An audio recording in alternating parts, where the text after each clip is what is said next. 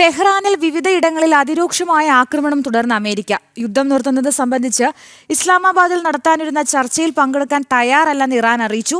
അതേസമയം കഴിഞ്ഞ ദിവസം ഇറാൻ വെടിവെച്ചിട്ട് F-15 വിമാനത്തിലെ പൈലറ്റുമാരിൽ ഒരാളെ രക്ഷപ്പെടുത്തിയതായി അമേരിക്ക അറിയിച്ചു. വിമാനം തകർന്നു വീണ മേഖലയിൽ US ഹെലികോപ്റ്ററുകൾ നിരീക്ഷണം തുടരുകയാണ്.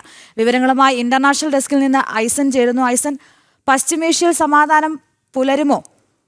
എന്താണ് നിലവിലെ അവസ്ഥ?